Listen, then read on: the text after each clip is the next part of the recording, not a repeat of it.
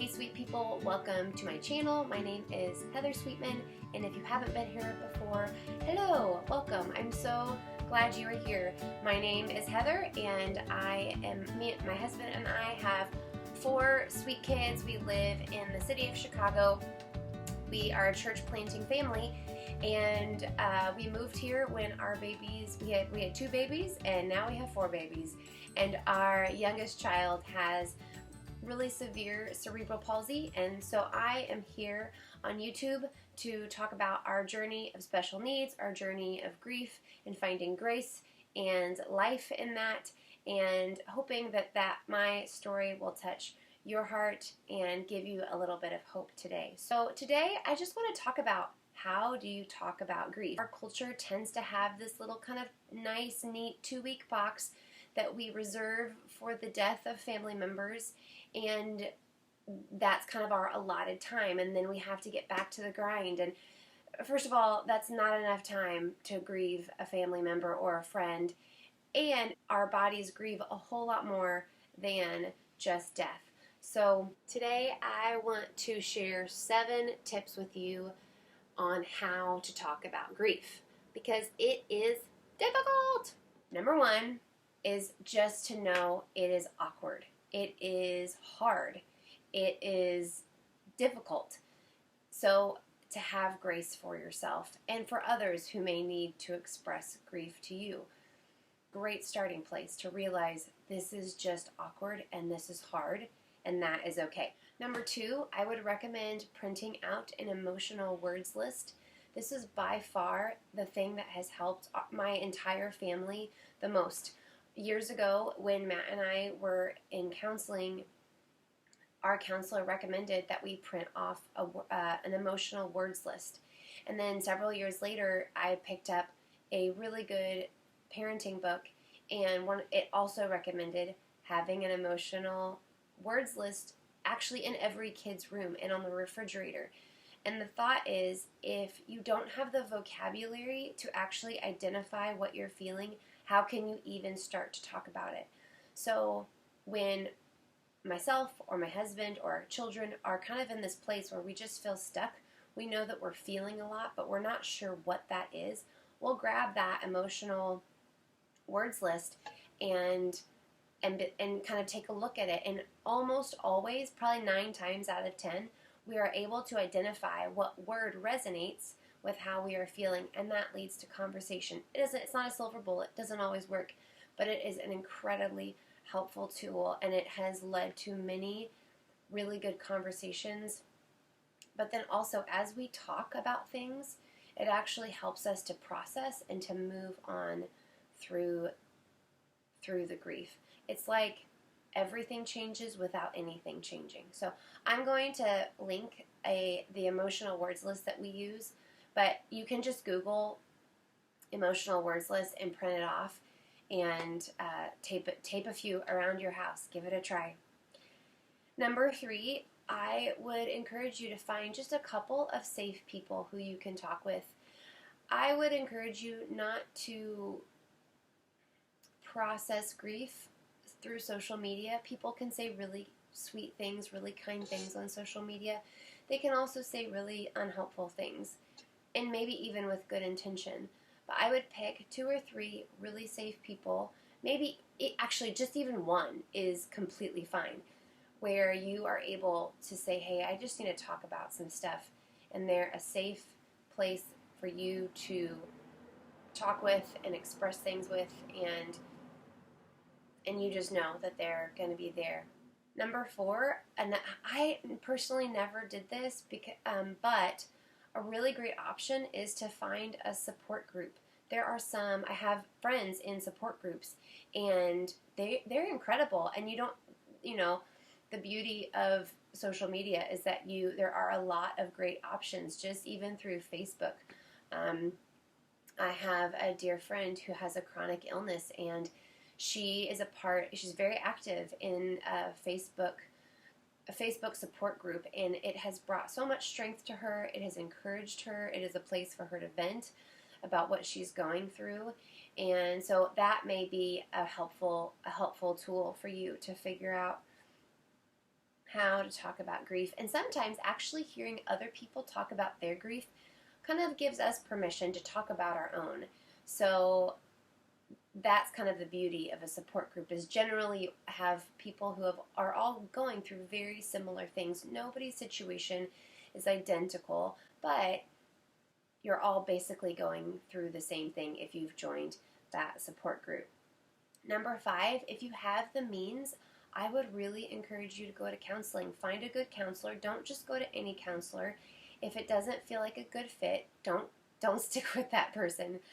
We have been able to go to counseling several times over the course of our 16 years of marriage, and we love it. It has been so good for us, and we've talked about all types of things that we're going through, whether it be marriage, parenting, special needs, grief, anxiety, all types of things. So if you have the means to do that, it is worth every penny. Number 6, I would recommend reading really good books on grief, really helpful books. I would read the Book of Psalms. David, who authored most of the Book of Psalms in the Bible, was very well acquainted with grief. David was hunted by his best friend's dad, who he had actually served under for years, and all of a sudden this guy turns on him and is hunting him down. And so he would have had grief over that. He was hunted by his own son. He would have had grief over that. There are many things that David knew grief over, and he has been a really strong starting point for me. He's got an incredible ability to really voice the pain that he's going through, but then also to turn and see the good, to see how God's provided for him, taken care of him, and made a way for him. So the Psalms is a really great place to start. 2 books that really helped me. One was a book called Every Bitter Thing is Sweet by Sarah Haggerty. And her story is not my story, but her experience with grief really spoke to me. And sometimes it is helpful to have somebody else's words that kind of unlock what we're feeling. I remember reading her book and just being like, yes, that's how I have felt. Yes, that is how I felt. And the power of that is that it helps us to process. And when we process, we're able to move through the journey of grief. And it is not a fast journey, my friends. It is a slow, arduous journey. And sometimes it feels like it's never going to end. But I don't know, if you're like me, even if it's a slow process, I want to go through the process. I don't want to stay where I am today. So that book was incredibly helpful for me. And the other book is called Suffer Strong. It is by Catherine and Jay Wolfe. They actually have another book that I have not read called Hope Heals. And Catherine suffered a life-altering stroke in her early 20s.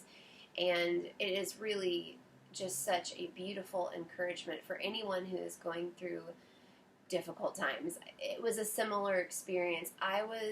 When I read Every Bitter Thing is Sweet, I was kind of, I think, in year 2 of our special needs journey, and then when I read Suffer Strong, we were more like year 5 or 6, so I was a little bit further down the road, but I found such strength and comfort and words from that book. So again, everything that I'm mentioning, I will leave links below to help you. I'm not getting paid for any of the links. They're not affiliated links. They're just to help you out. Tip number 7 would be to journal. Hands down, one of the best ways to talk about grief. Your journal, in combination with that emotional words list that I talked about at the beginning, such a great combination, because the words help you identify the feelings, and then you can put your feelings on paper. And it's important to talk, but it's also important to write. Writing and talking actually access different parts of our brains, and both help us to process in different ways.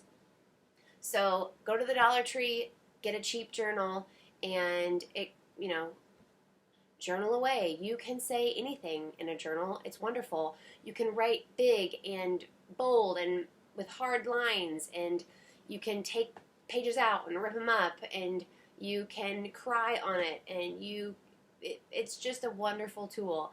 It is the cheapest counselor you will ever have. Not that the pages counsel you, but so much processing happens when we write. And that is what a good counselor does, right? They help us to process. So, those are my 7 tips. I hope you find those helpful. I hope they inspire you in some way today. Guys, this grief process is hard, it's awkward, it's tricky, it is forever long. But I don't know about you, but I know that even though it's a long journey, I want to do the journey. I don't want to stay stuck where I'm at, and these are all things outside of this support group, because I haven't participated in a support group yet. That might be in my future, but all of these things have helped so much. I hope they help you too. If you have been encouraged by this today, if this has been helpful, go ahead and hit the like button, leave me a comment, hit the subscribe button as well. That actually means that my videos will just come directly to your email, so they're really easy to find, unless you're like me and have like 900 emails, unopened emails in your email inbox. That's me, guys. Okay. All right. Have a wonderful day, and I will see you next time.